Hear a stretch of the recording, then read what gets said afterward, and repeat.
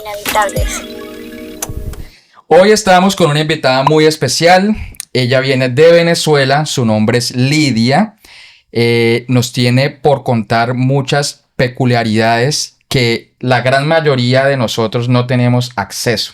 Ni idea. Sí, somos como muy humanos, muy ¿cómo es que se dice? ¿Pueblo del montón? Sí, como del montón. Hoy solo me di cuenta que no sé nada de la vida. Esto es Inevitables. ¿El podcast? Bienvenida, Lidia. ¿Cómo estás? ¿Cómo va todo? Muchas gracias, bien, todo bien. Qué bueno tenerte aquí. Gracias por aceptar nuestra invitación. Nos sentimos muy halagados de tener una persona más inteligente que nosotros. Como experta en un Sí. tema, en algo que no tenemos ni idea. Ni idea, o sea, es que ni idea. Estamos aquí improvisando mucho más que en anteriores capítulos. Literalmente tenemos, como pueden ver, tenemos notas porque no tenemos ni idea de qué preguntar. E intentamos hacer como un trabajo de investigación y nos dimos cuenta que no tenemos ni idea ni qué preguntar. Entonces, querida, bienvenida. Gracias. ¿Por dónde empezamos? Empecemos por el principio, ¿no? Lidia es bióloga pues graduada en Venezuela, ¿no? Sí. ¿Qué es biología? ¿Qué es ser biólogo? ¿Qué es biología? Para mí, yo pensaba que el biólogo era que sabía de animales, de planticas y ya. No se salía de ese scope. Sí, nosotros teníamos una materia en el colegio, no sé si Biología, ustedes se llamaba sí. biología, Biología. y nos eso es enseñaban lo que como veíamos. la célula animal, la célula vegetal, el reino animal y ya, ¿no? Sí. ¿Qué es ser biólogo? Bueno, la biología es el estudio de la vida. como De tal. la vida en sí. Y eso abarca todo lo que estuvo vivo, lo que está vivo. Y bueno, en particular en mi universidad, donde yo estudié en la Universidad Central de Venezuela, biología tenía varias ramas. Estaba biología celular, biología animal, biología vegetal, ecología y tecnología de alimentos. Ok. Ok. Porque sí, abarca todo eso. Yo me Sí. decidí por la rama de biología celular. Ya. ¿Y eso es toda la carrera o es como a la mitad o En verdad es básicamente al final. al final? Ok. Tiene 10 semestres y los primeros 6, 7 semestres son las materias obligatorias. Ya. Donde ves biología animal, biología vegetal, ves ecología, que es la interacción de los animales y las plantas con el ambiente. Y ves fisiología, que es cómo funcionan las plantas, los animales. Y ya después, en mi universidad, después del séptimo semestre, tú eliges electivas. Y dependiendo de la cantidad de electivas o el tipo de electivas que veas, es que vas a elegir tu mención. Y mi mención fue biología celular. Ok. ¿Qué fue tu tesis? Mi tesis de grado yo la hice en el Instituto Venezolano de Investigaciones Científicas. Yo estudié en el laboratorio donde yo trabajaba, estudiaban el fibrinógeno, que es una proteína de la sangre, que es la proteína más importante de la coagulación. Y ese laboratorio como tal estudiaba estos fibrinógenos anormales. Le llegaban a mi supervisora del momento le llegaban pacientes del banco de sangre que tenían problemas de coagulación. Y ella los contactaba y si ellos querían formar parte de estos estudios, firmaban un consentimiento y nos daban su sangre para estudiarla. Okay. ¿Qué hace el fibrinógeno? ¿Fibrinógeno? Fibrinógeno. Fibrinógeno. Y eso Sí. es una proteína. Es una proteína, sí. Y solo está en la sangre. Sí. Ok. Es la proteína principal de la coagulación. Es lo que permite que haya coágulos de sangre y que uno no se desangre si desangre. se corta. Ok, listo. Vea, a todas estas, a ti no te da miedo la sangre ni nada de eso, ¿no te da como impresión? ¿No? Qué bien, güey. Mira que yo en mi último año escolar, yo estaba indeciso entre estudiar medicina Ujú. e ingeniería electrónica. Bueno, en realidad yo quería medicina, ingeniería electrónica y economía. Ujú. Todo bastante diferente. Sí, todo bastante. Yo no sé por qué yo pensaba así, pero a mí me gustaba mucho la medicina en ese momento. Y me gustan mucho las matemáticas, la química, la física.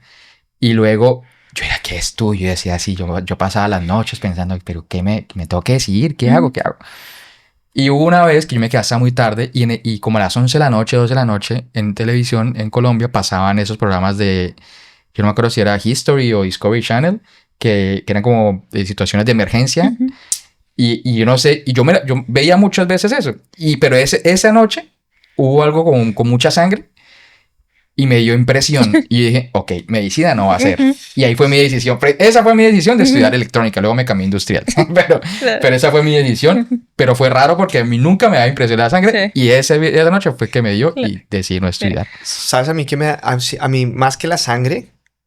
Cuando me chuzan. que siente como que me hacen daño, güey. A pesar de que no duele, siento como, me lastiman, Uy, güey. me duele. A mí ¿Sí? no me gusta. Yo le tengo miedo a las Bueno, inyecciones. yo en verdad también apliqué a medicina cuando me estaba graduando del colegio, del bachillerato. Ujú. Porque bueno, mi colegio era, cuando llegabas, no sé cómo funciona en Colombia, en otros países, pero cuando tienes como 15 años se dividía de noveno grado a primer año. Y en mi colegio como tal, habían dos ramas. Uno se podía ir por la parte de ciencias o la parte de contabilidad. Y Ok. para elegir si te ibas a ciencias o contabilidad, tenías que tener una entrevista con alguien que trabajaba en el colegio y explicar por qué te querés ir a ciencias. Ok.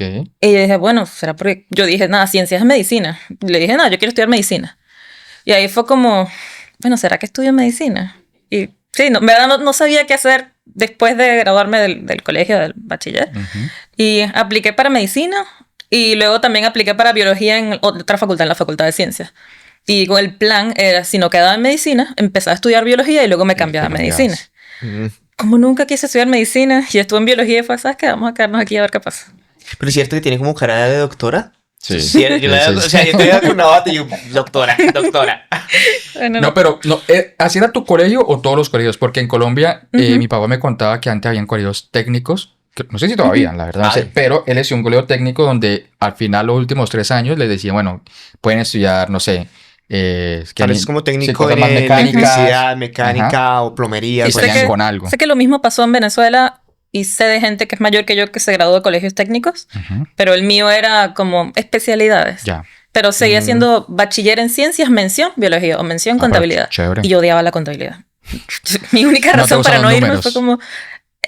la matemática me encanta, pero es que la contabilidad nunca me gustó. Bueno, sí. Muy Sí, sí es fastidioso. monótona. Sí. Nunca me gustó, así que fue por eso me fui por ciencias y que por estudiar medicina, pero terminé en biología. Y fue bueno. que Ve, empecé. retomemos con el tema este de tu La investigación. Entonces, ¿qué Sí. fue la tesis? ¿Qué Así fueron. hiciste? Estamos hablando de la proteína que no me voy a decir el nombre, La- no me lo sé. Fibrinógeno. Eso. Fibrinógeno. Mi amiga fibrinógeno. Ujú. ¿De qué se encarga? De la coagulación. De la coagulación de la sangre. Esta la proteína más importante de la cadena de la coagulación. Hay Ok. distintos pasos, interactúa con ciertas proteínas del plasma que hace que se formen redes. Que sí, literalmente son redes que evita que siga saliendo sangre. Ok, sí, el cicatrizar, por decirlo así. Bueno, encostrarse, porque es una costra, ¿no? Sí, Que se vuelva sólida. eventualmente pasa eso. Sí, Mm. Ok. sí. Aquí, ella obviamente ya nos contó un poquitico de lo que hizo y aquí vamos a empezar a tocar unos temitas interesantes como es la ética La moral. y todas esas cuestiones que a veces nos impactan bastante porque nosotros nos creemos pues moralmente superiores a todo el mundo. Ujú. Cuéntame qué pasó, o sea, qué hiciste, qué te tocó hacer. Bueno, Eh, este proyecto como tal era caracterizar esta proteína anormal. Que para saber que era normal, mi supervisora mandó la proteína a Alemania para hacer una secuenciación de la proteína y ver la estructura genética Ujú. de esta. Y por eso sabemos que es anormal. La comparas con un fibrinógeno normal y vas evaluando cada parte del ADN a ver si hay una diferencia. Y si hay diferencia, entonces continuamos con la caracterización. Ok, Y por eso ya habíamos confirmado que este paciente tiene una proteína mutada. vale. Entonces hacemos distintos experimentos para ver cómo esa mutación en particular afecta a la coagulación.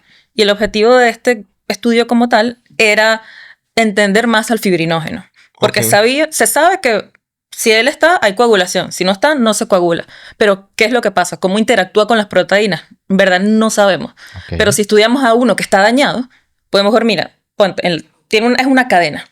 Y la cadena tiene varias cuentas, como una cadena de perlas. Si la cuenta Sí. número 4 en este es roja en vez de verde, no se pega con esta otra proteína. Ok. Entonces podemos saber que, entonces esta cuenta que estaba de este color tiene que ver con unirse a esta proteína. Vale. Oye, sí, eso te iba a decir.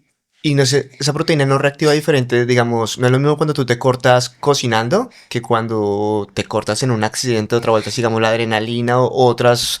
No podría decir que son proteínas porque no sé qué es la adrenalina. Son sustancias.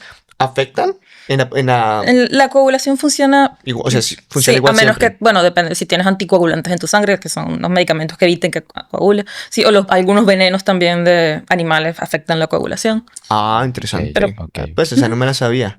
Y entonces, ¿qué Entonces, pasó? ¿cuál fue el experimento? Sí, ¿cómo? Bueno, hice muchos experimentos, uno de coagulación, que es que le pones Hay una máquina que le pones el plasma y la máquina solo hace así, como con el plasma, Ok. y mide la fuerza y ahí va viendo qué tan fuerte es el coágulo y lo comparas con un coágulo normal. Porque en todos los experimentos tenemos que tener lo que estamos estudiando y un control, que Sí. es como el control normal, que permite poder comparar lo que estamos haciendo, porque de nada sirve tener solamente experimentos con algo que lo que estás estudiando si no Ajá. puedes compararlo con lo normal. Correcto. Y tienes que poder cuantificar las cosas. Uno de los experimentos que yo hice era estudiando la fibrinólisis. Lisis viene de degradación o como de muerte, y fibrino es de fibrinógeno. Entonces, Ujú. este experimento estudiaba la degradación del fibrinógeno.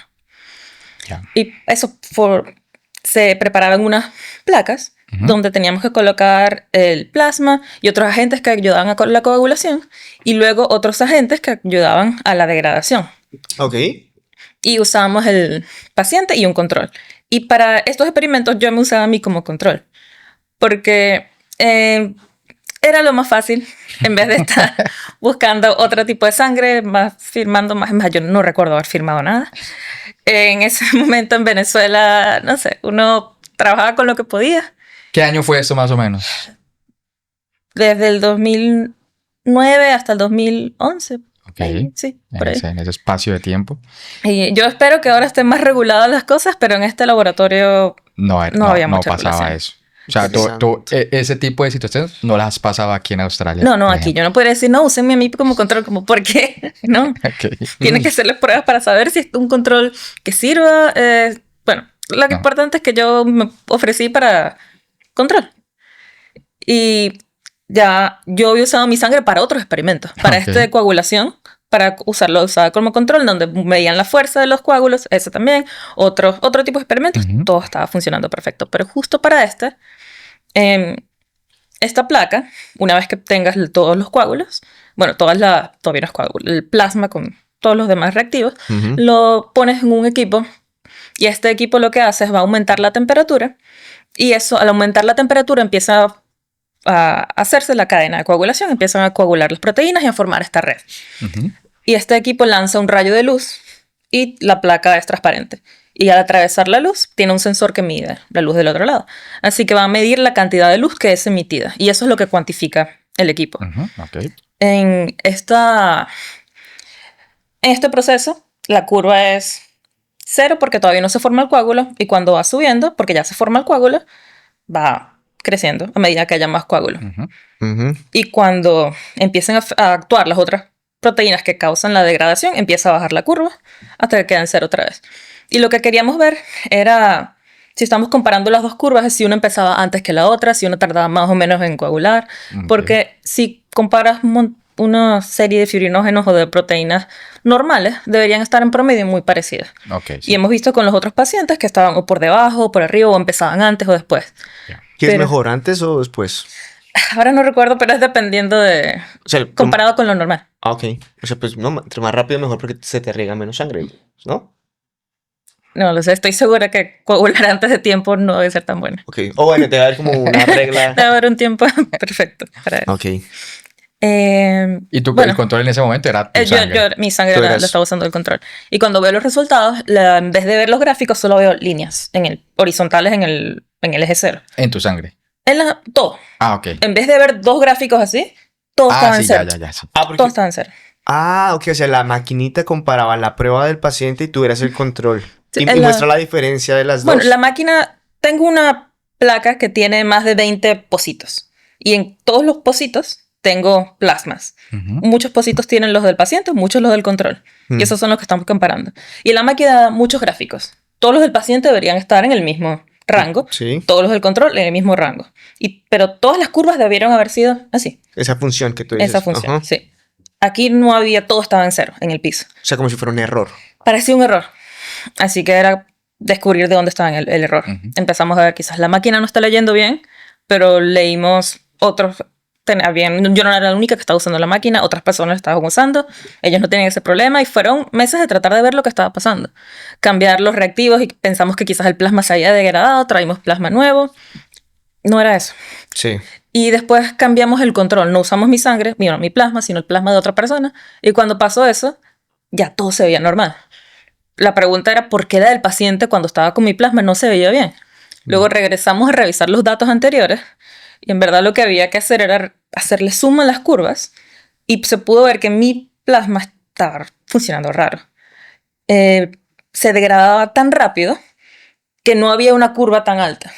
Y para que la máquina lo que estaba haciendo era, para que se pudieran ver las dos gráficas, las dos funciones en el mismo gráfico, la ponía a la misma escala. Y eso sí redujo tanto la del paciente que se veían dos líneas.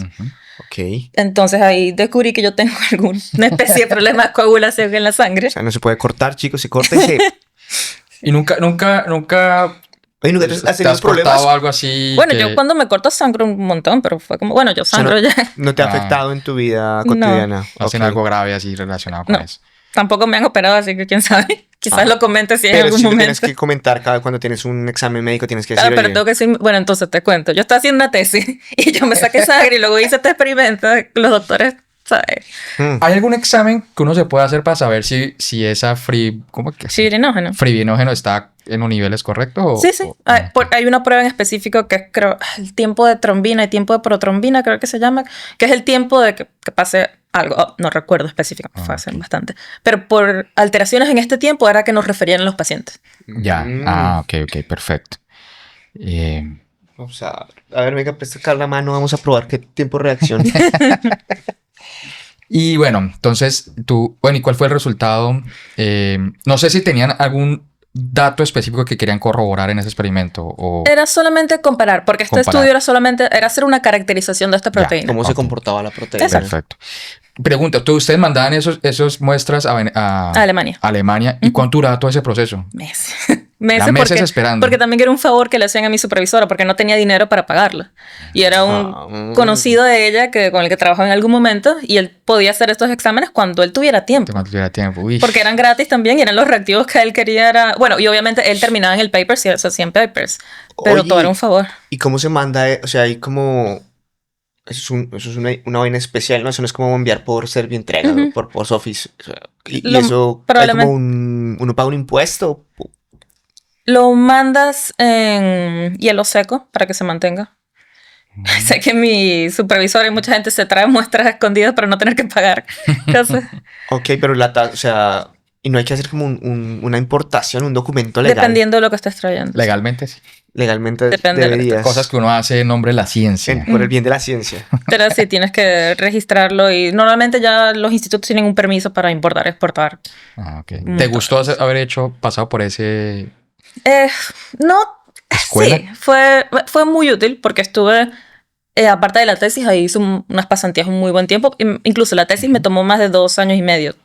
Okay. Pero como yo empecé antes del tiempo en específico, no me retrasó ni nada. Ni momento agradable. Y te viniste a Australia e hiciste... ¿Eso es como la mitad entre el máster y el doctorado? ¿O bueno, no entiendo yo muy bien? Vine a Australia y lo primero que hice fueron unas pasantías en UQ, en el Instituto de Nanotecnología y Biotecnología. Y ahí fue la primera vez que empecé a estudiar neurociencia como tal. Fue unas pasantías en donde trabajábamos con neuronas y fue una pasantía de 3 meses. Mi proyecto era tratar de mantener unas neuronas vivas. Unas neuronas que que iban a diferenciar... No, creo que estábamos desdiferenciando unas células. ¿Qué es eso? A ver, háblanos, diferenciar. suave, vas más lento. Que... Bueno, tienes unas células y luego le pones unos compuestos y luego conviertes en células madres. Y de las células madres se pueden convertir a cualquier otra célula. Sí, sí. Creo que mi proyecto era solamente tratar de echar para atrás. ¿Mantenerlas vivas? Mi problema fue que no pude mantenerlas vivas. Y le dieron una una lenteja de esas que uno pone en algodón y sale la planta y mira que no se te muera esa planta. Sí, bueno, me dieron unas neuronas y tenía que dividirlas y mantenerlas. Y después de eso iba a empezar el experimento. No pude empezar el experimento porque todas se morían. Así que fueron 3 meses de descubrir qué estaba pasando. ¿Por qué se morían? Así funcionan. Básicamente, la mitad de tu tiempo en ciencia es descubrir por qué no te está funcionando el experimento. Porque se te mueren las cosas. Sí. Y eso es un tema muy interesante porque yo he escuchado ya en algunos podcasts y así información que he leído acerca de descaracterizar las células y llevarlas a las células madres para luego convertirlas en otro tipo de células y hacer algo más con ellas, ¿no? Y reemplazar en alguna una deficiencia, no sé, cualquier otra cosa, en regenerar órganos. ¿Eso ya se puede hacer? Algo así como... Sí, se está haciendo. ¿Se está haciendo? Sí. Los millonarios lo hacen. Lo que no, Lo que nosotros lo que no no podemos hacer. conocemos. Sí, qué raro. ¿Tú harías eso? A mí me han dicho que cuando las mujeres tienen parto, en el momento del parto en el cordón umbilical hay muchas células madres, ¿verdad? O sea, que uno puede Sí. mandar a congelar eso. Sí, pero en verdad no. La última vez que averigué de eso, no puedes hacer mucho con esas células. Porque ¿no? Todavía no. después de 15 años o lo que sea, 4 años, tu hijo está enfermo, tiene cáncer. Ah, bueno, tengo las células madres ahí. Bueno, bien. Bueno. ¿Qué se hace? No se puede hacer mucho con eso todavía. O sea, todavía no estaba en el momento indicado. En verdad es mucha industria de no, guarda las células madres. Claro, Sí, puro marketing. Están de moda. Sí, y pues mucho dinero perdido que probablemente no se usa mucho. Pero ¿qué tal que... ¿Tú dices que dura 15 años? ¿O no, No, no. puede durar todo lo que... Bueno, ¿qué tal que uno a los 20, en 20 años ya se puede hacer? Entonces Quizás. tengo mi Pero célula. Pero quizás no se guardaron de la manera correcta tampoco para ok. la ciencia de ese momento. Yo había visto que ahorita en Japón es que inventaron algo con las células madre que te reparan los dientes. Ni idea cómo funciona, pero ya lo están haciendo. Ujú. Interesante. No, y eso me parece muy... O sea, un avance ni el hijo de madre. Imagínate o sea, que te llegar pongan una inyección de células madre que te rejuvenezca la piel. que uno bonito. Eso, mira, tenemos un negocio social. Bueno, entonces pasaste por esa pasantía. Ajá, hice pasantía. Y seguramente que... No sé si te ofrecieron hacer... Ahí fue Oh. que empecé a buscar maneras de quedarme aquí en Australia y encontré esta maestría Ok. en neurociencia. Se llama MPhil, que es Master of Philosophy en neurociencia, y apliqué. Bueno, y después de varios meses contacté a mi supervisor anterior a preguntarle por qué se murieron las neuronas y resulta que estábamos usando un plasma que no era. Por alguna razón, otra batch de ese plasma sí funcionaba. Ah, ok. Comparación de los dos entornos. Llegar acá a Australia, a una universidad. ¿Cómo se llama el Instituto de Nanotecnología y qué? AIBN, Australian Institute of Bioingeniería y Nanotecnología. ¿Qué tan fue clic? Completamente distinta. ¿Sí? Primero, en mi otro laboratorio en Venezuela, yo tenía que reusar todo lo reutilizable. Los guantes los tenía que usar hasta que se destruyeran. Los rompieras. Las pipetas, que son unas herramientas que uno utiliza para... Los goteritos esos. Sí. Ajá. Ah, Porque nosotros trabajamos con microlitros sí. y necesitamos una vez herramientas para eso. Bueno, tienen unas puntas que son de plástico que se botan. En Venezuela no se botan. Los lavas y... Al menos en ese momento se Agua lavaba. caliente. Bueno, y pringue esas... se hacían otros lavados, se autoclavaban, Sí. que es otro tipo para esterilizarlos. Pero aquí no, tú usas botas. Mm. Y ya eso como tal era muy distinto. También la tecnología que tienen aquí es súper de punta. Tienen todo lo que necesitas para hacer. Pues imagínate nanotecnología. O sea, Que ya el nombre ya... ya el futuro. Sí. Y entonces empezaste Bueno, a hacer hice esta MPhil que estaba estructurado como un doctorado corto. El primer año tenía que hacer una pasantía en 2 laboratorios distintos y el segundo año es el año de la tesis. Y fue una maestría en neurociencia, en donde empecé a estudiar eso, neuronas y el cerebro y básicamente eso. ¿Por qué el cerebro? ¿Qué te llamó la atención? O sea, ¿te gustó cuando te pusieron a jugar con las neuronas? O sea... Sí, me gustó eso fue la parte de tejido celular, que fue la que más me gustó. Y una parte de eso lo vi en la universidad en Venezuela y me gustó bastante. Sí, esa parte de poder generar tejidos de células. Es un poco como jugar a Dios. A mí me parece... A ver, yo nunca he visto... Eso tú lo ves por un microscopio y toda la vuelta, ¿no? ¿Y cómo se comunican?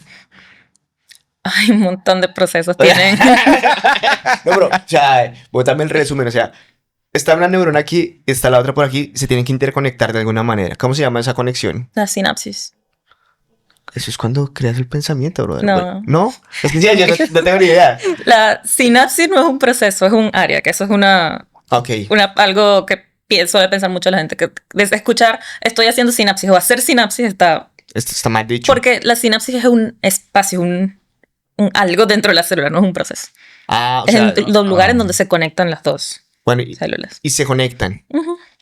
Y se comunican a través... O sea, lo que cambia es el voltaje. O También es un ellas proceso son químico. células eléctricas, así que hay cambio de voltaje, sí, hay intercambio de químicos como tal, hay muchas formas de Qué idea, comunicación. weón. Y todo es micro. O sea, imagínate... Ujú. ¿Y qué irán? Ajá, o sea...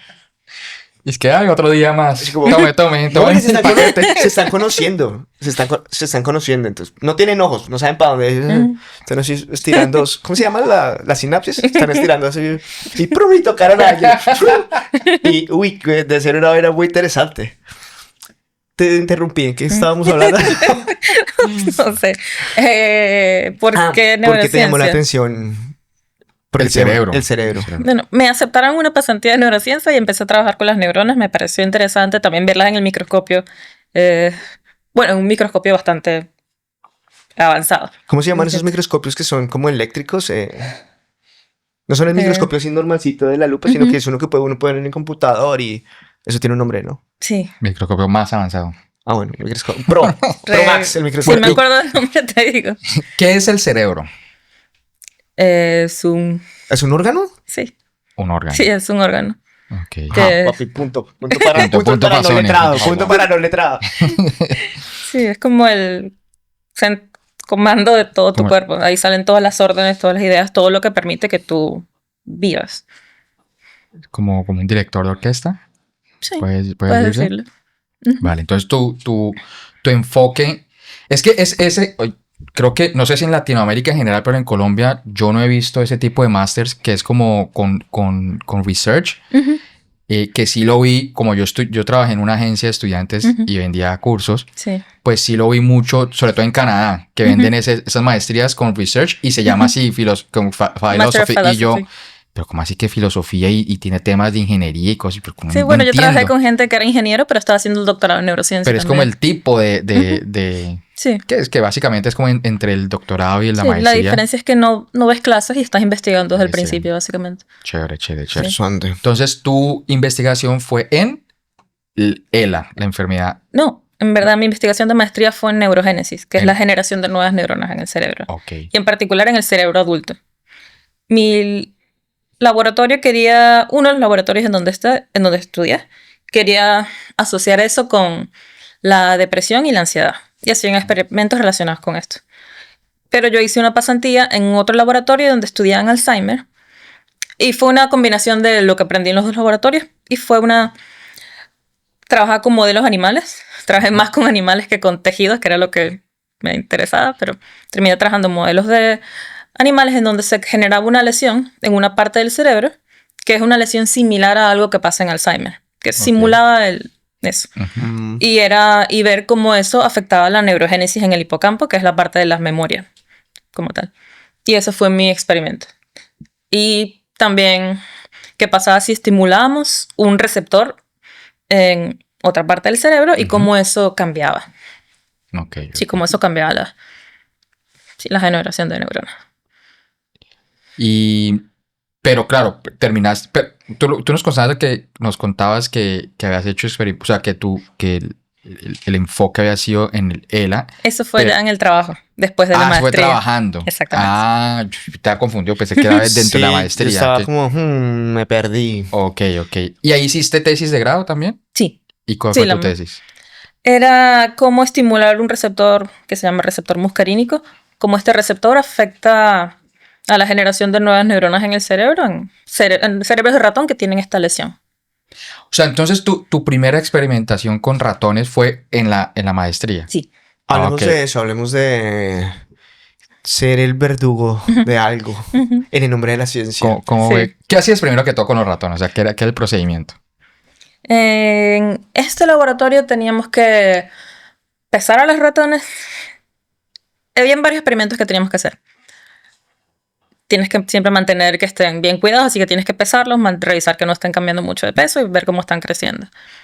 A nivel de los experimentos había uno donde sacábamos el hipocampo del cerebro del ratón y los cultivábamos en una placa, esa es la parte de como la de tejidos, y con esto luego a pasar del tiempo contábamos cuántas neurosferas se crearon. Y estas neurosferas eran el equivalente a la generación de nuevas neuronas en el cerebro. Ok. Porque primero, si ves la placa en el microscopio, ves puntitos, no ves mucho. Ujú. Pero luego a medida que va pasando el tiempo, se ven creando unas esferas en la placa. Y entonces tú asumes que esa esfera vino de unas neuronas que tenían la capacidad de generar nuevas neuronas, porque no todas Ya. las neuronas permiten eso. Y luego ibas contando. Eso en la placa. ¿Cómo se cultiva un cerebro? O sea, digamos, tú me sacas el cerebro, ¿qué le echas para que no se dañe? O sea, para que viva. Un montón de... Químicos. Sí, que tienes ya en tu cerebro que simulan el ambiente que tiene, Ah, en ya. donde está. Temperatura y todo eso. Sí, ¿no? la temperatura también es importante, la humedad y todo lo que le Se pones. considera en un cráneo. Es Y- simulando eso.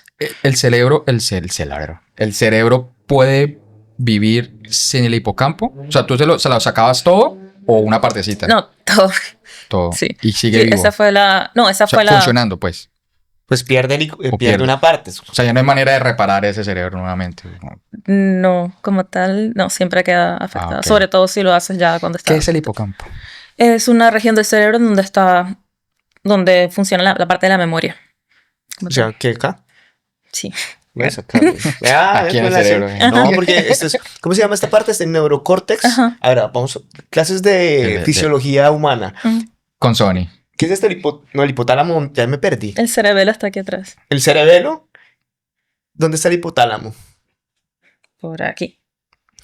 Y ¿qué las meninges? ¿Ves que yo tengo palabras ahí? Sí, es una capa externa de tu cerebro. Ah, papi, yo sé mucho. No te interrumpo. Entonces, El hipocampo. El hipocampo.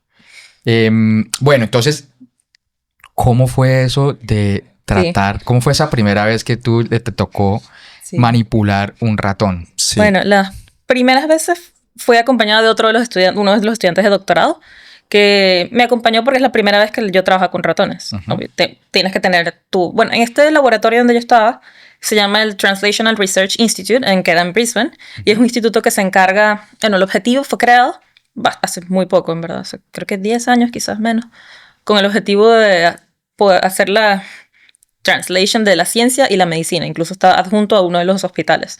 Y experimentos como que van a llevar a clinical trials idealmente. Estos son los experimentos que están dentro de este instituto.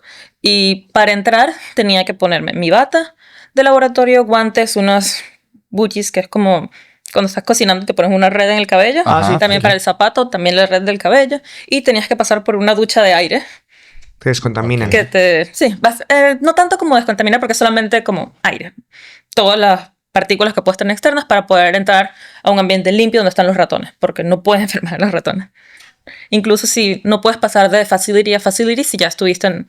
Porque cada instituto que donde tiene animales tiene sus reglas distintas. Ok. Para poder pasar de uno a otro, para poder entrar, tiene que haber pasado 3 días o creo que son 3 o 4 duchas de por medio. Ush, Así ok. que si trabajas en institutos diferentes, tienes que bañarte mucho Hay antes todo de un entrar proceso. o esperar varios días porque los ratones de aquí quizás tengan una enfermedad que los de aquí no tengan. Claro. No puedes contaminarlos. Es muy importante la salud de los ratones como tal.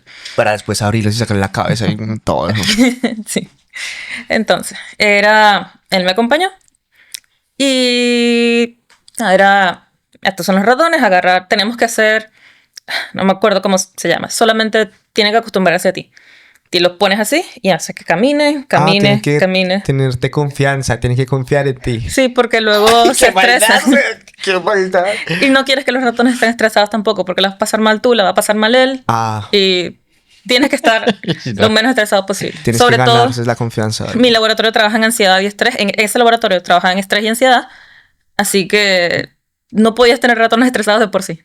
Tiene que acostumbrarse a que vas a estar ahí. Así que hay una semana donde estás siempre interactuando con el ratón. Y luego me dijeron, bueno, ya, la semana que viene te toca pesarlos. Yo, ok, me toca pesar el ratón. Voy donde están los ratones, no hay nadie, solo los ratones y yo. Y me dan una balanza como las de cocina. Bueno, no me dan, yo encuentro la balanza como de cocina. Fue como, ¿cómo pesa este ratón? Porque si tú agarras el ratón, Se va. Sí. claro, y los Ujú. ratones saltan. Ahí descubrí que saltan un montón. Pueden Claro. saltar como hasta aquí.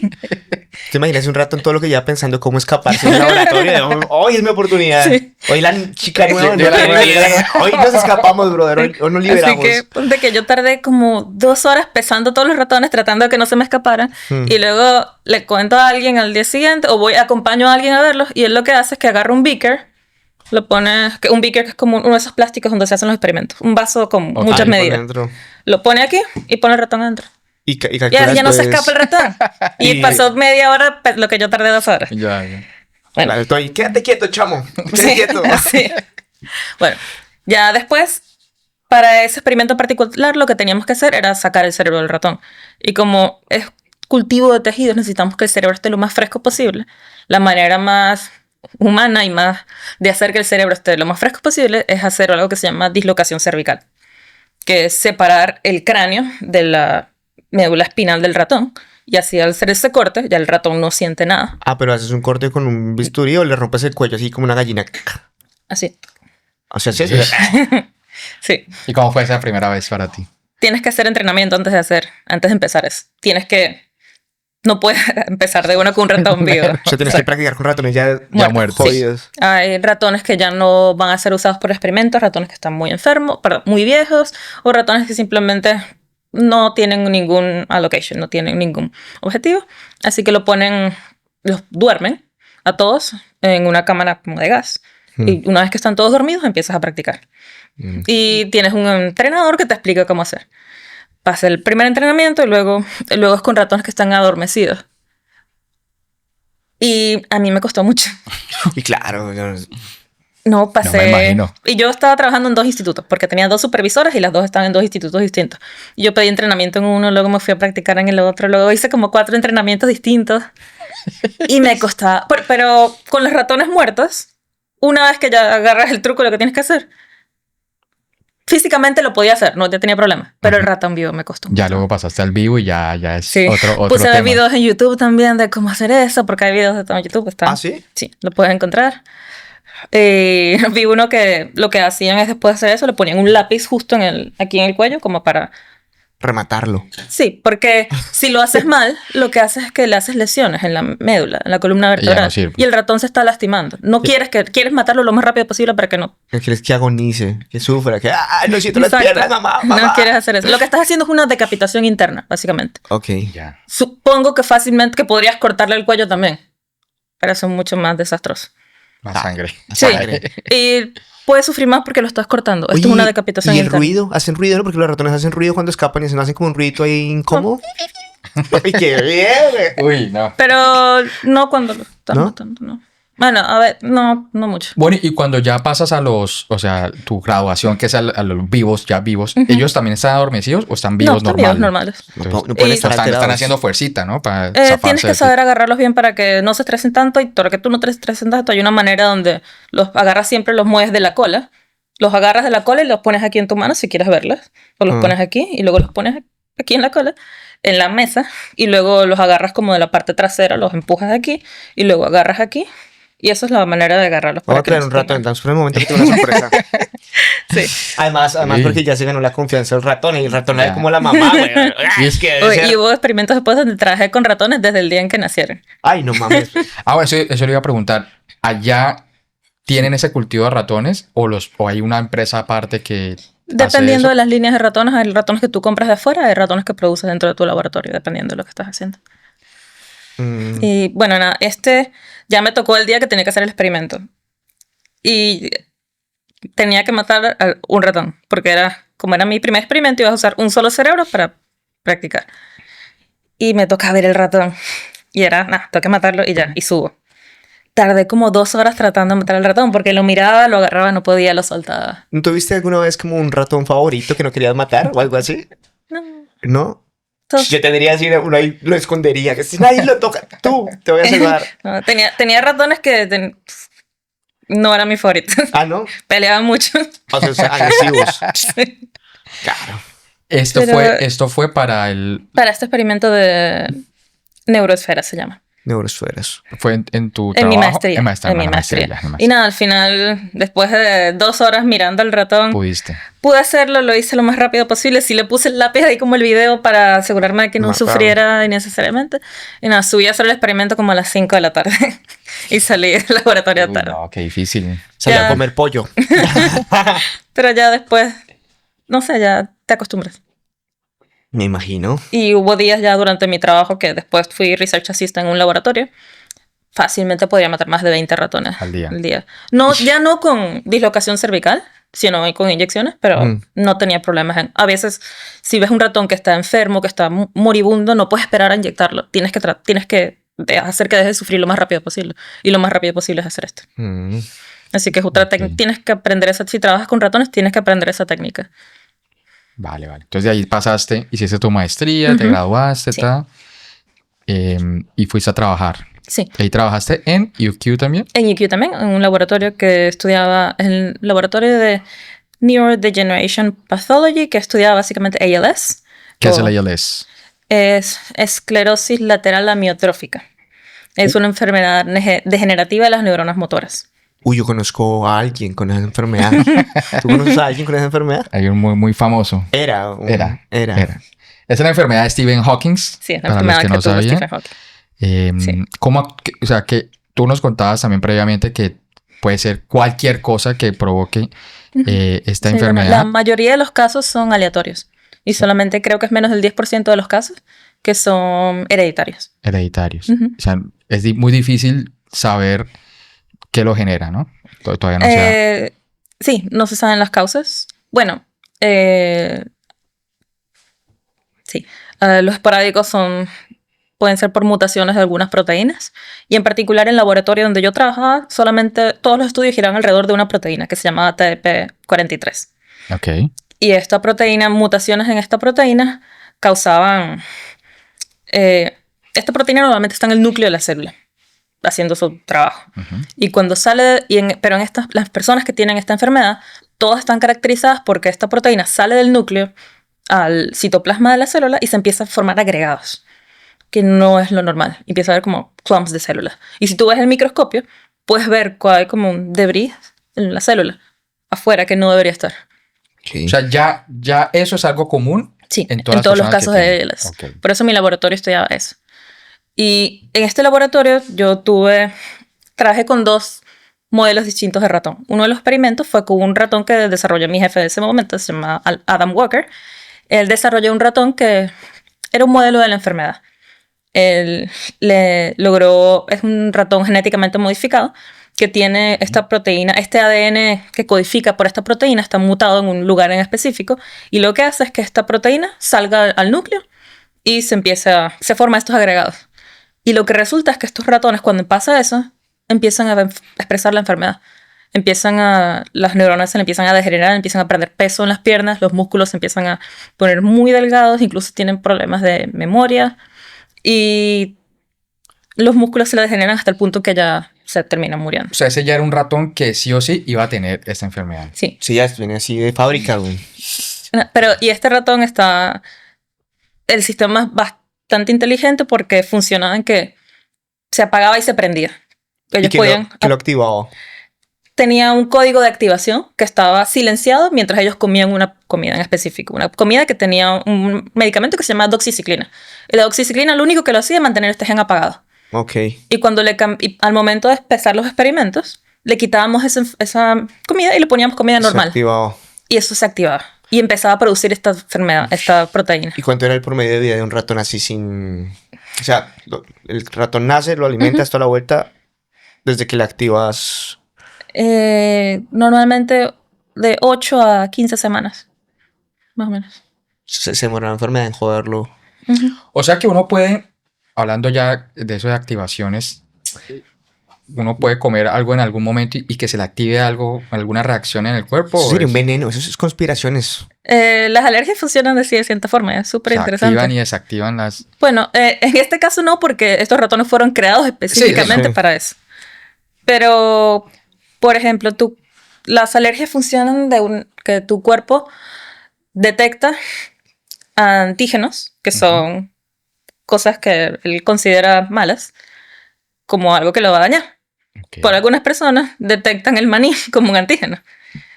Y no se sabe por qué el cuerpo decide que hay que matar eso. Okay. Y la reacción del cuerpo es tan alta, tan grande, que es lo que causa las alergias. En verdad el maní no hace nada. Pero es la reacción de tu cuerpo lo que causa las alergias. Pero lo detecta porque tu cuerpo tiene unas células que están cubiertas de anticuerpos que son como una llave y una cerradura. Tienes un montón de cerraduras distintas entre estas células. Y por alguna razón tiene la cerradura que encaja con el maní. Y si la detecto, ya te dio alergia. O sea, si abre la puerta, se activan todas las defensas y ¡pra! Suponte que siempre has tenido la cerradura que detecte, no sé, una planta que nunca has comido. Nunca la has comido y no te da alergia. Y esta cerradura se parece bastante a la de la manzana. Tú has comido manzana toda la vida. No te da alergia. Nada. Pero en el momento en que tu cuerpo detectó esta planta y dijo, esta sí la tengo, esta es mala, voy a matarla. Puede que la manzana no la te dé alergia, porque se parece bastante. Y ahora está en alerta, pero ya es porque se activó por eso. Qué interesante, no sabía que eso era más o menos así. Sí, así que puede pasar, pero no es... Y digamos a mí porque me ha pasado que yo antes era alérgico a los gatos, pero seguí jugando con los gatos y se me quitó la alergia. ¿Por qué funciona? Tu cuerpo crea resistencias también. Así funcionan las terapias de alergias. Te van inyectando en pequeñas cantidades eso. Ok. O sea que básicamente, o sea, uno es como un programa, uno también, o sea, lo pueden programar y hablando, metiendo aquí en una vaina conspiranoica, a uno le pueden soltar cualquier gas en cualquier momento por ahí que ya saben que lo va a activar algo uno y hacer cualquier reacción, ¿no? O no es tan así. Lo que los conspiranoicos dicen que las vacunas esas tienen como, ¿qué? Grafeno, no sé qué tal vaina. Eso lo pueden activar después con otra sustancia que la liberen y crear algo.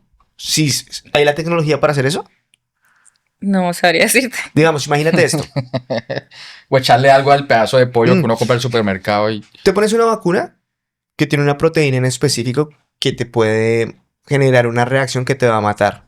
Pero necesita uno de un activador. Y el activador sea una Coca-Cola. Entonces, si no te tomas una Coca-Cola, no te mueres. Pero el día que te tomes una Coca-Cola, se activa esa proteína y te jodes. La mayoría de las... ¿Eso no existe? La mayoría de las cosas que te inyectan en las vacunas mueren rápido. Las vacunas dentro del cuerpo no duran más de 5 días. Lo que se mantiene es la respuesta. Es la respuesta.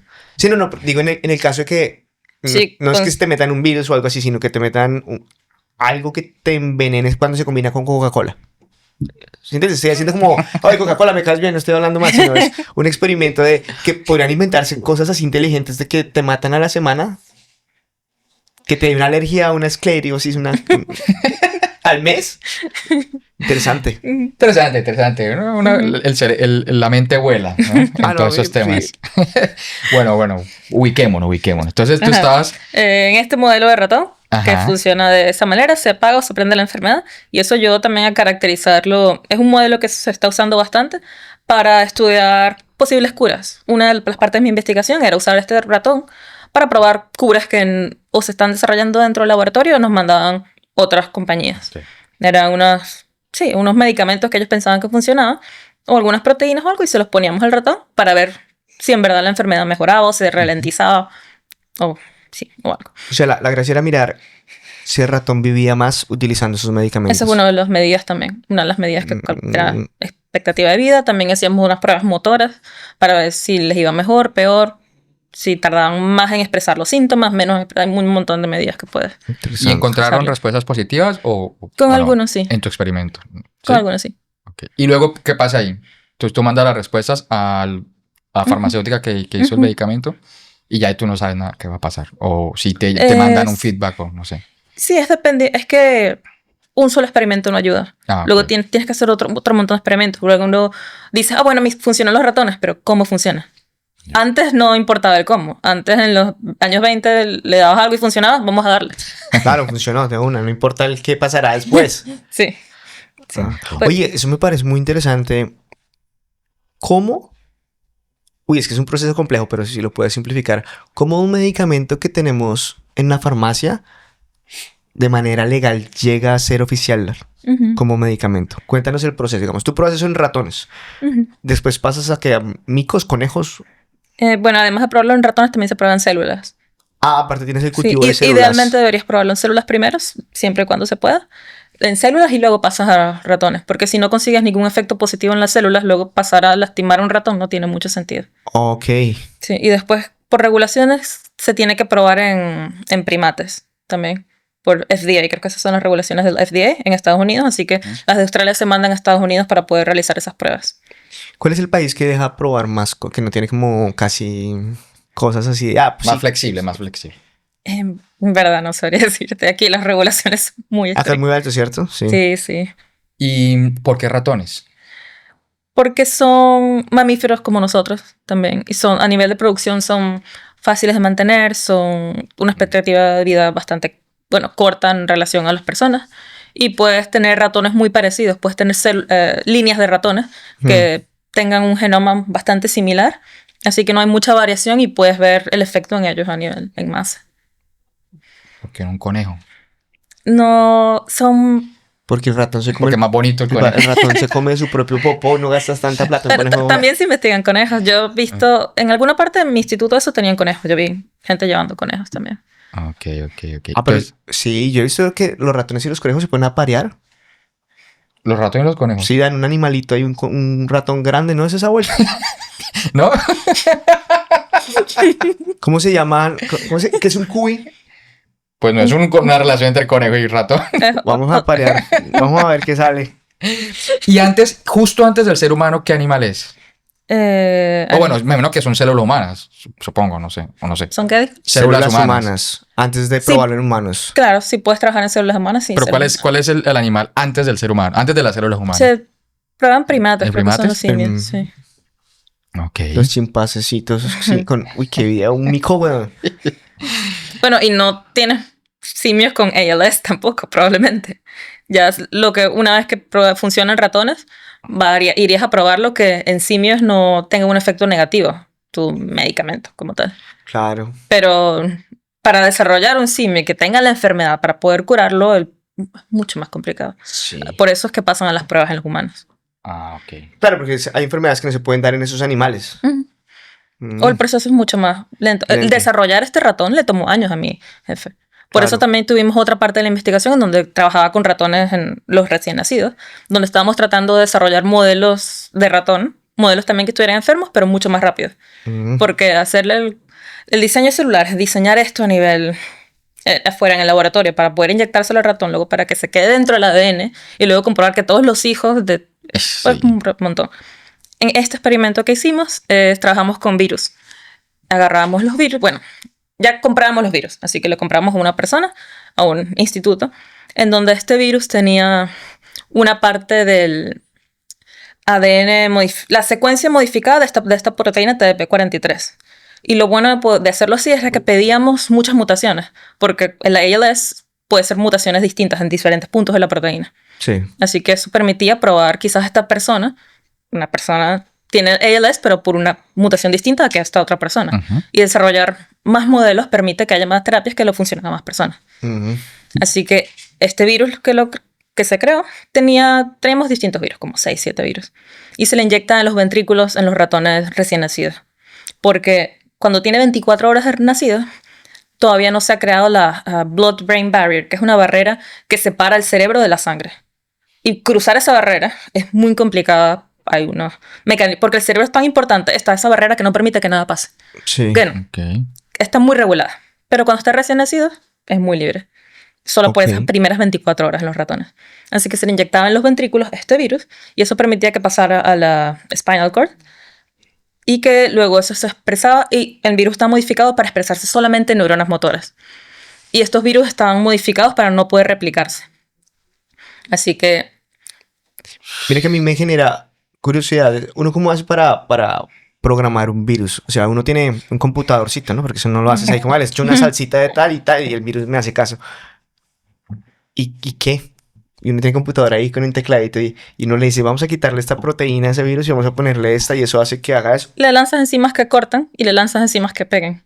Enzimas son unas proteínas que tienes en el cuerpo que funcionan como tijeras, tienes otras que funcionan como pegas. Digamos, o sea, las órdenes que usted le mete al computador las replica yo estoy viendo físicamente. Eso como si fuera ingeniería electrónica, como si estuvieras diseñando un chip. Entonces, como... Básicamente es eso, ¿no? Por eso, pero es que la vuelta es que cuando estás en electrónica utilizas condensadores, resistencias, microprocesadores. En esto utilizas proteínas y ¿qué más? Enzimas. Y enzimas. Electricidad, supongo también, ¿no? Creo que a este nivel no. Hay otras que sí, porque necesitas la electricidad permite que se hablen membranas. No estoy segura, pero creo que a este nivel no. ¡Qué video! Bueno, lo que uno sabe del ADN, tienes que secuenciar una parte del ADN y cada gen tiene una secuencia de inicio y una secuencia de terminación. Y tú puedes sacar un gen completo si le buscas una tijera que corte aquí y otra tijera que corte aquí. Y ya se tienen esas fácil, güey. Sí, es fácil. Crearme un virus. ¿Cuánto tiempo duraste haciendo esos experimentos o investigando en 3 años y medio. 3 añitos. Más o menos. ¿Te gustó? Sí, fue interesante. Ya cansa un poco trabajar con ratón. En verdad. Ya estaba cansada. Por eso decidí salirme de ahí. Se va a dejar prestar ahí para un análisis. ¿Y ahora qué estás haciendo? Ahora estoy trabajando en clinical trials, en ensayos clínicos con humanos. role es Clinical Research Associate. Soy monitor, que es básicamente yo reviso que toda la data que se ha generado y toda la data que está siendo guardada en las bases de datos sea correcta, que tenga y también que tengan todos los de la documentación necesaria para que se pueda llevar a cabo los clinical trials, así que todo se haya hecho bien a nivel de regulación y a nivel de datos. ¿Y en qué está? O sea, ¿cuál es? En esclerosis múltiple. Ese es el área donde trabajo. ¿Qué es eso? ¿Qué es el esclerosis Es otra múltiple? enfermedad neurodegenerativa, pero esto es una enfermedad autoinmune, que básicamente es que el sistema inmunológico del cuerpo está detectando a la mielina, que es la capa protectora de las neuronas. ¿Sabes? Ok. Los cables Sí, tienen el aislante de plástico afuera. ok, Y si empiezas a quitarle eso, empiezan a funcionar mal. sí. Eso es lo que le pasa a la neurona. Pero el cuerpo, por alguna razón, empieza a quitar este aislante. Y eso hace que las neuronas no estén funcionando bien. Que haya como cortocircuito. Mielina se llama. Mielina es la capa. Papi, hay que comer miel, güey.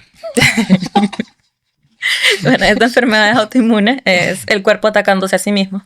Ok, o sea, no Y es, eso- no es nada externo. Es- Todavía no se sabe. ¿Y, qué es y lo- por qué se desarrolla?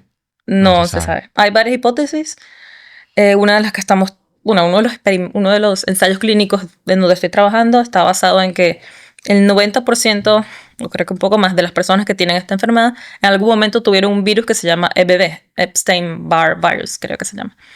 Y si el 90% de las personas tuvo este virus, es posible que quizás esto lo haya activado. Esa es la hipótesis que se tiene. Y al tener ese virus presente, esta enfermedad se activa de cierta manera que todavía no se sabe. ok. Incluso uno de los ensayos clínicos donde estoy trabajando, lo que está usando un medicamento que se usa para tratar este virus, que en verdad no tiene nada que ver, si lo ves a la parte motora de la degeneración de neuronas, pero la hipótesis es que si se usa este medicamento que ataca este virus, se va a bajar la cantidad de virus que está en el cuerpo y va a mejorar el paciente de cierta forma. Pues, vea pues. Vea pues, interesante. Y bueno, obviamente ya tu experiencia en este momento es más admin que propiamente manipulando. Dentro del research como tal, sí. ¿Qué, o sea, qué diferencia hay o cómo ponerlo? ¿Cómo es tu approach o tus, no sé si llamarlos sentimientos o tu vida diaria respecto a lo que hacías con ratones, ahora haciéndolo con humanos? Que no es lo mismo operacionalmente, pero los resultados, pues, Sí. haces algo similar, Bueno, ¿no? como parte de mi trabajo, yo también soy coordinadora de otros estudios y yo sí interactúo con unos pacientes. Y ahora puedo ver a las personas que han sido afectadas por esta enfermedad. Yo estoy en algunas de las citas médicas con el doctor, que es el investigador principal, y estoy sentada con él viendo al paciente. Básicamente para recolectar los datos y asegurarme de que a él no se le olvide anotar nada. Pero puedo ver a los pacientes, puedo ver cómo la enfermedad les ha afectado. Es distinto, porque ya es como más real, Ok. siento, de cierta manera. Sabes que a mí me genera la curiosidad fue porque hace como 2 semanas, ¿cuándo fue que tuvieron la marcha esta de... ¿De antimigración? Sí. ¿Qué porcentaje de migrantes entran a estos centros de investigación o están becados en las universidades? Cuéntanos de eso. Cuando estuve estudiando cada año dentro de la universidad donde yo estuve, se hace un censo de la cantidad de estudiantes. Y creo que en el 2020, por ahí, eran más del 80% de todos los estudiantes de doctorado o de investigación eran migrantes. Y a nivel de investigadores ya líderes, yo diría que más del 50%, pero eso sí, ese número sí me lo estoy inventando. Solo de Es bastante. ver las caras, ver los apellidos, la gran mayoría de gente que no nació aquí. Sí, pues sí, es que... O segunda o tercera generación. Y vemos ese tipo de protestas antimigrantes. Que los entiendo, pero no. O sea, les entiendo Pero que el precio de las casas usted vio los videos y las fotos. O sea, el tipo de gente, no estoy aquí criticando nada, Sí. pero allá no está parado la persona, el científico. Tampoco está parado. O sea, a ver, la gente con su tiempo genera dinero. Los que pueden generar mucho dinero no van a estar ahí. Los que están... Pero digamos, de lo que yo vi, estaba parado la persona que está viviendo el gobierno, la persona que trabaja un par de horas no sé, 20 horas a la semana y ya vive... No, también habían tradies. O sea, un tradie gana bien, pero pues no le alcanza para mantener una familia que antes sí le alcanzaba. O sea, lo que pasa es que... O sea, lo que me refiero es, son personas o es un público, una masa que no entiende que el país necesita personas muy inteligentes para seguir avanzando y que esas personas muy inteligentes no están saliendo de aquí mismo. O sea, por eso es que hay tanta política de migración en este país, porque necesita esas personas que lleguen y hagan A investigación. investigar, a innovar. Es que el dilema es este, cuando te vuelves pionero en algo, es cuando asumes el control de la riqueza. Exacto. Sí, fue chistoso y me gusta porque yo pensaba en eso y yo decía, ve, ¿cuánta gente, digamos tú, en España no hubieras podido estudiar lo que estudiaste acá? O sea, es que en España, en Venezuela, digo, existe No. esa, o sea, ese estilo. Al menos en el año en el que yo vine, la tecnología no estaba tan avanzada. Las herramientas, digamos, cuando tú comparas lo que No, tienen para nada. los centros de investigación, El budget, o sea, los budgets que dan. en Latinoamérica no. Eso te iba a decir, cuéntame, ahí me generaste una duda con eso. ¿Cómo funciona? Digamos que tú descubriste algo, como descubrieron una cura en tu laboratorio. ¿Qué pasa con esa cura? ¿Quién se la venden? ¿Cómo funciona? ¿Quién paga las investigaciones? ¿Cómo sale todo eso? Cuéntanos de eso. Uno de los trabajos principales del investigador líder, del jefe de laboratorio, es buscar dinero. Porque una vez las universidades aquí tienen puestos, se abrió un puesto para investigación, líder de grupo. Tú tienes que llegar y demostrar que tienes el dinero para mantenerte. Así que tienes que buscar grants, ya sea del gobierno, de lugares privados, públicos, grants privados. Mi supervisor se la pasaba yendo a galas, Conociendo gente. Y a veces llegábamos un correo que, mira, hoy a las 3 de la tarde vienen posibles donantes. Todos tenemos que estar en el laboratorio. Y era todo sentado, fingiendo que estamos trabajando. Si a alguien le tocaba hacer análisis de datos, te llevas la computadora dentro del laboratorio para que vean que están trabajando. Claro. Y si se acercan a preguntarte cosas, vas a responderles. O sea, esa persona, además de científico, tiene que tener esas habilidades de comunicación. De comunicación, de Tiene que relaciones ser un man de públicas. marketing y relaciones públicas en el... Sí, sí. Tienes que convencer a la gente que su dinero va a ayudar. Y también teníamos donantes que eran familias de personas enfermas. Claro. Familias que tuvieron ALS. Y eso, hay una que se llama The Brazil Family. Es una donación de una familia que se vio afectada por esto. Y como tienen bastante dinero, una parte de su dinero lo orientan a esto. Claro. Y bueno, dependiendo de lo que hayas firmado tú con el instituto en donde estés, mucho de eso queda para la universidad. Sobre todo si son investigaciones que estás generando tú mismo. Bacano. Pregunta. En eso, toda esta serie de experimentos que has hecho, tanto en Venezuela como aquí cuando estabas estudiando, ahora en tu trabajo, bueno, en tu trabajo anterior y ahora, has tenido en tus experimentos, de pronto no tú, pero tu equipo, ¿han tenido momentos de eureka muy importantes? ¿O de pronto no han llegado a ese No, hito? la ciencia es muy lenta. Sí, experimentos donde... O sea, ¿han habido cosas positivas? Sí, han habido cosas positivas, ha habido descubrimientos que no entendemos por qué está pasando. Por ejemplo, uno de los experimentos que hacíamos con los ratones, una vez que estaban enfermos, se ponían en una caja por media hora y la caja tenía unos láseres que detectaban el movimiento.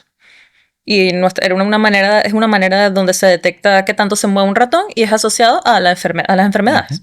Si un ratón que está enfermo, en teoría debería moverse menos que uno que no. Sí. Y también el comportamiento de la caja. Si ves que el movimiento está solamente en los bordes de la caja, ese es un ratón que probablemente tiene algo parecido a la ansiedad. Está estresado. Porque no está en el centro. En el centro hay mucha luz, hay muchos estímulos, así que se ponen a los bordes. Esa es otra manera de medirlo. Estos ratones, otra vez hablando de curvas y de datos, si lo calculábamos cada semana. Cada semana los metíamos en esta caja para ver el progreso. El primer día era alto, el segundo alto y luego va bajando hasta que llega como un plató, que es como la línea. Porque los primeros días es un ambiente nuevo. No saben dónde está, empieza a investigar todo. Pero ya 3 semanas de eso ya se lo conocen. Por alguna razón estos ratones que están enfermos corrían mucho más que los otros. Pero tú los veías y los músculos estaban débiles. No se podían mover. Pero dentro de esas cajas se movían muchísimo. Muchísimo. Okay. Y ese lo cortábamos como a las 4 semanas, ese experimento. Y luego cuando lo alargamos, vimos que ese pic bajaba, pero ya después cuando el ratón ya no caminaba muy bien. No sabemos por qué pasa eso en ese experimento como tal. Todo indica que tú estás viendo el ratón, tiene las patas más dañadas que el otro, tiene menos músculo, está perdiendo peso. ¿Por qué corre más rápido que los otros? No sabemos. Entonces como el virus es como una droga, así como si estuvieran empericados. Así, ¡oh, qué rico está vuelta! Bueno, eso era sin virus y nada. Solamente los ratones que venían así. Los que estaban enfermos. Una de las teorías que teníamos era que quizás era algo más a nivel cognitivo que a nivel muscular. Que quizás se olvidaba de que estaba esa caja. Y cada día, ¿qué es esto? Y empecé a investigar y corría hasta que ya no podía. Recuerdo, claro. Sí. Y eso nos llevó a hacer experimentos de memoria que no estaban planeados. Claro. Pero eso no fue un descubrimiento como tal, porque todavía no se sabe, no sé cómo seguirá en este laboratorio, pero es un resultado. Claro. Eso creo que en el momento de hacer el paper se iba a escribir. Estas son nuestras teorías y todavía no sabemos. Interesante. ¿Esta enfermedad puede afectar cognitivamente? Sí. Okay. Bueno, Claro. pregunta así un poco de ego y personalidad. ¿Tú te consideras eres una científica? Yo creo que justo ahora, ¿no? En este trabajo. Ahorita, pero cuando Pero estás... sí. ¿No es algo que... no es un tag o una medalla que te llevas por siempre? ¿O es simplemente cuando estás en ese trabajo Sí, yo creo en que fui especial? científica un buen tiempo. Bueno, ahora estoy leyendo los protocolos de cada estudio donde estoy, que sí te explican el por qué se está haciendo este estudio, se aprende un poquito de la enfermedad, pero ya no estoy haciendo experimentos, ya no estoy buscando las respuestas, ahora estoy revisando de que todo lo que llevó a esto, toda la ciencia básica, todos los experimentos que se hicieron, den un buen resultado. Un poco más de analizando la data. ¿Cómo se llama? ¿Cómo deberíamos llamarte a ti por el título que tienes? Porque a los que estudiaron un doctorado les gusta que les digan doctor. Entonces, ¿cómo se llamaría tu título de manera oficial? No, Lidia, no sé. ¿No existe? Soy MPhil, Master of Philosophy. ¿Pero te dicen así, Enfield? Me dicen Lidia. Lidia. Lidia. Sí. No, sí, a mí doctor, pero no me hablen. Bueno, yo quise hacer un doctorado mucho tiempo solo para que me dijeran doctora. Doctora. ¿Quieres hacer un doctorado? No, ya no. Luego Ya. cuando me di cuenta que la motivación más grande era que me dijeran doctora, es como no sé, ridícula. No, sí, no. Demórate aquí. Uno puede hacer, digamos, en ese tipo de ambientes como tan específicos y tan controlados. Tú, obviamente, no iba a decir que yo puedo llegar allá porque me falta mucho estudio, pero ¿es necesario tener un doctorado o entrar a un doctorado o tú puedes buscarte tu camino para llegar a investigar en ese tipo de... Pues necesitas llegar a tener doctorado para ciertos trabajos. Ya. Fue por eso también que decidirme de la ciencia como tal. Como yo no tuve doctorado, Se bloquean. no puedo ser postdoc, que yo estaba como research assistant. Sí. Puedo ser laboratory manager, que es la persona encargada de... Todavía hago experimentos, pero soy más parte de coordinación. Pero a nivel de postdoctoral, se llama postdoctoral researcher.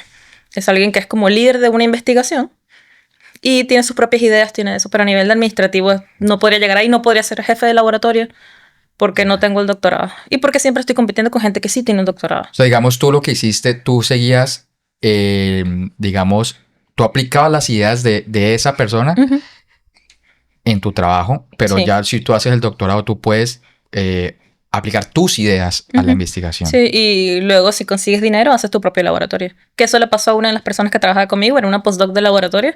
Y ya al final, cuando yo me estaba yendo, que yo me fui porque mi jefe consiguió una posición en Sydney y él movió el laboratorio a Sydney. Ella, que ya era postdoc, consiguió su propio grant y formó su propio laboratorio. Y él se fue, creo que a Sydney también, a hacer su propio laboratorio. Tú no quieres hacer eso. No. Ahora, ¿qué quisieras hacer? Me gusta la parte donde estoy en Clinical Trials. Quizás manager de Clinical Trials, que es la persona que se encarga de coordinar varios centros de investigación. En unos Clinical Trials en donde estoy, tenemos varias sedes, unos en Griffith, en varios estados de Australia, en Tasmania, donde hay centros donde se va a repetir el mismo ensayo clínico.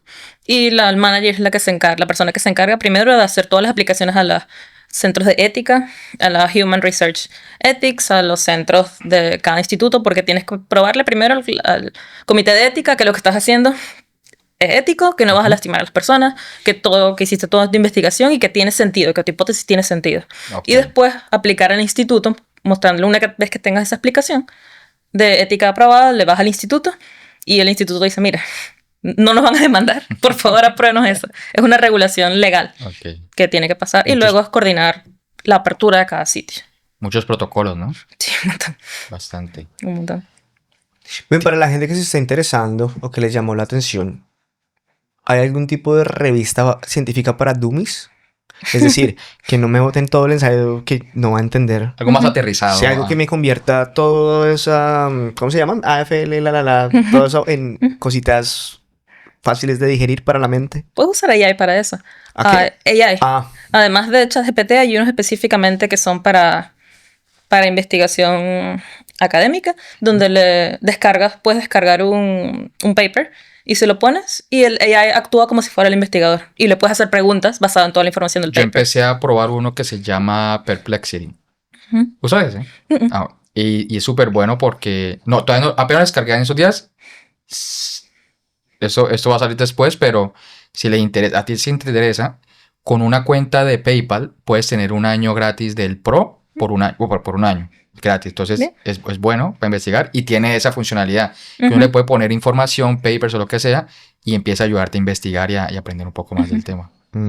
¿Qué tal ahí hay para ese tipo de investigaciones? Si ¿hay un miedo de que los van a reemplazar o eso no va a suceder? Más bien es una super herramienta que te ahorra años luz en la investigación, puede acelerar las cosas. A nivel de ciencia básica, todo lo que yo hice en el laboratorio es muy manual, ¿no? Está muy difícil que lo reemplace la AI. Ok. Pero el análisis de Pero esa sí, como información. el análisis de datos. Va a ayudar un montón a que sea más fácil. Incluso ahora donde estoy trabajando, los pacientes tienen que hacerse MRIs, las resonancias magnéticas, 2 veces al año para monitorear la enfermedad, porque esclerosis múltiple causa lesiones en el cerebro y en la spinal cord también.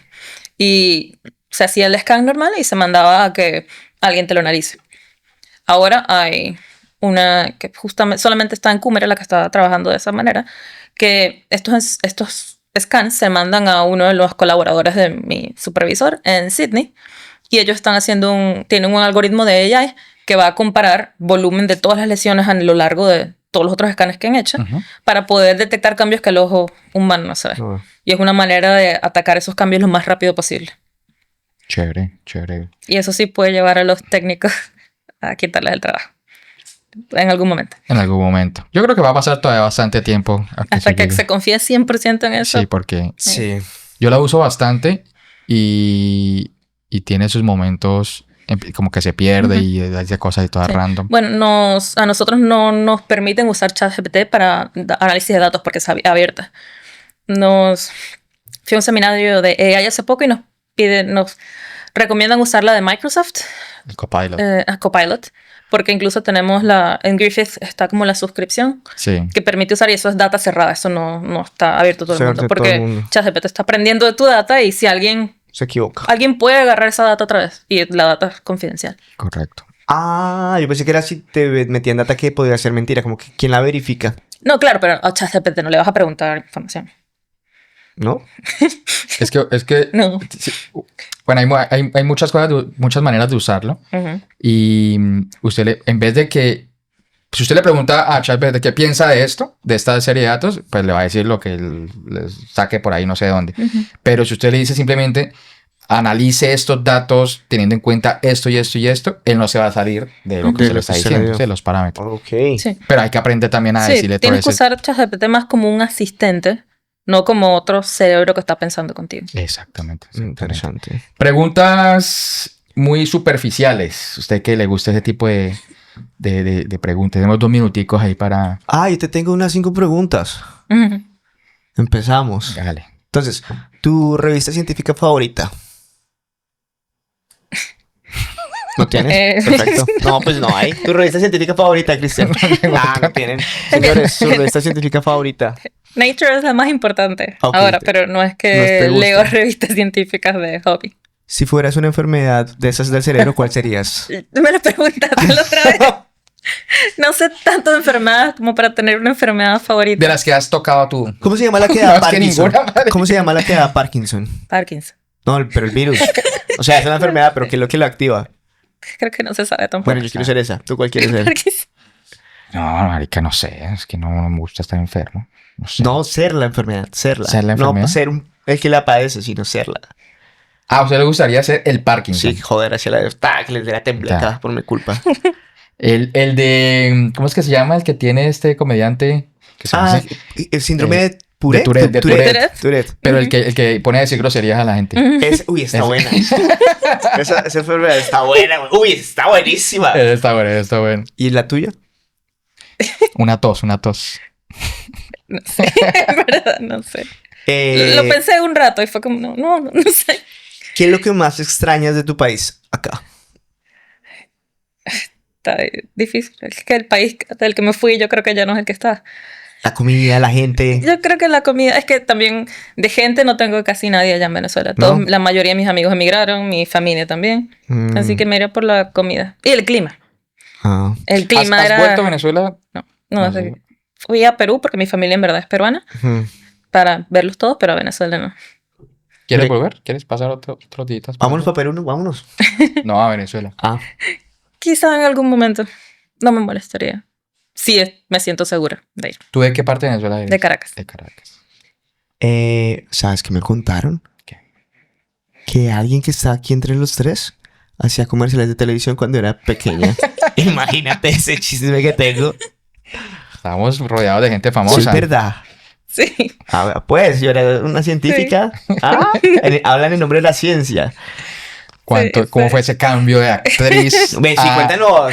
El podcast cambió un poco el contexto en el último minuto. ¿Cómo fue esa etapa? Hice comerciales como de los 9 hasta los 14. Y empezó porque me mudé a un edificio nuevo y escuché que en el piso de arriba vivía una niña y me sentaba en el balcón y hablaba con ella casi por teléfono de vasitos. Sí, el poquito aquí. Y nos hicimos amigas y ella le invitaron, ella hacía comerciales y su hermana trabajaba en novelas y en películas. Y me invitaron una vez a un comercial, a un casting. El primero no quedé en el segundo, que era de Oreo, que ese fue mi primer comercial. Voy a buscar el comercial, voy a poner esa vuelta acá. El primero que hice fue de Oreo y yo pensé que no me iban a elegir porque ese es casting básico. Mirar, sonreír. Mira a la derecha, sonreír. A la izquierda, sonreír. Una vuelta. Listo. Y luego que, bueno, ya, todo bien. Tengo una galleta. Y a mí no me gustaban las Oreos. ¿No? Me dan bastante igual. No, con leche. No me gusta la leche. No. A mí no me gusta. ¿Te gusta el queso? Sí. A mí no me gusta el queso. Oh, pero es colombiana. Sí, pero le gusta la pizza con queso. Me gusta la pizza. Solo y ya. Bueno, al final del comercial me dan la Oreo. ¿Y qué comen entre ellos? Puede ser que no, que bueno, me la como. Me preguntan, ¿cuál es la mejor galleta? Yo, llena de galleta en la boca, yo, Oreo. ¿Pero cuál es? Oreo. Y que, no, quítate la mano, Oreo. Y que al final le grité, Oreo. Bueno, y yo toda la copiando galleta. Y me llamaron. Y ese fue mi primer comercial. Vamos a buscarlo, vamos a encontrarlo. Fue divertido. Interesante ese cambio de roles, ¿no? Sí, no. Un poco más farandulero a algo más. O sea, el otro día no quiero en nombre de la ciencia. Voy a dedicar a la ciencia. Bueno. Si tú no hubieras tomado este camino científico, ¿qué te hubiera gustado estudiar? O que hoy, pues, es muy fácil. Hoy, bueno, de pronto, back in the day, no sabías qué hacer, como le dije ahorita, que estudiaste biología pensando en estudiar medicina. Pero ya que estamos aquí en ese momento, ¿qué otra cosa te hubiera interesado estudiar? Quise estudiar veterinaria en algún momento. Pero siempre fue como ligaba a... Sí, también biología marina quise Sí, estudiar. tienes cara de doctora. Sí. Tienes cara de doctora, querida. Oye, ¿hobbies? Un tiempo me gustó bailar un montón. Tengo rato sin bailar. Leer. ¿Qué bailabas? Bachata. Salsa, bachata, merengue, tango también. ¿Tango? Sí. Vea, pues. Vamos a hacer un reto para el próximo podcast con capista baile en la montamos. Y hoy día, ¿qué haces? Bueno, empecé a escuchar audiolibros. De pequeña leía un montón. Todos los libros que estaban en mi casa los leía, hasta los de mis papás. Lo que venía lo leía. Pero hubo un tiempo donde creo que el TikTok y las redes sociales mataron mi attention span. Ya no puedo concentrarme en leer. Así que hace unos 3 meses empecé a ir a un book club. Y dan un libro cada mes, así que lo estoy descargando en audiolibro y así estoy escuchando. Creo que mi objetivo es volver a leer libros físicos, pero estoy trabajando escuchándolos otra vez. Es difícil lo que está pasando con... ¿Cuándo fue la última vez que tú te leíste un libro? ¿Qué fue? Ahorita estoy leyendo, porque estoy haciendo lo mismo. Yo no he sido muy lector en mi vida, la verdad. Lo máximo que he leído es lo que me han puesto en el colegio y en la universidad. He tenido mucho interés. He leído cositas por ahí. Leo mucho en el computador, pues, sí, haciendo mis proyectos y todo. Sí. Pero así como un libro como tal, no, yo desde la universidad o del colegio. Y ahorita estoy empezando otra vez como a hacerlo. Tuve un intento hace 2 años y el año pasado y leí libros. Yo creo que mi situación ahí es que como que mi intención es como aprovechar el tiempo lo más que puedo, entonces me pongo a leer libros científicos o libros muy, muy pesados y me aburro o pierdo el hilo, pero me toca empezar a hacer como cosas más fáciles para cogerle otra vez el... Sí, a mí, repasar se vale, coger un libro digamos, de tu carrera y que están a funciones y como, esto se me había olvidado, ¿eso se vale o no se vale? Sí. Entonces estoy leyendo un libro. Bien. Bueno, pues Lidia, muchas gracias por esta grandiosa conversación. Gracias por invitar. Quedé con dolor de cabeza, mucha información. Siento que me rompieron el cuello en algún momento del podcast. Nada, ojalá pudiéramos tener una conversación más adelante. Y también. abrir ratones acá y Sí. diseccionarlos. A ver qué nos inventamos. Sería maravilloso. Fantástico. Esto es Inevitables. El podcast. Muchas gracias a todos. Nos vemos. Chao, chao. Inevitables.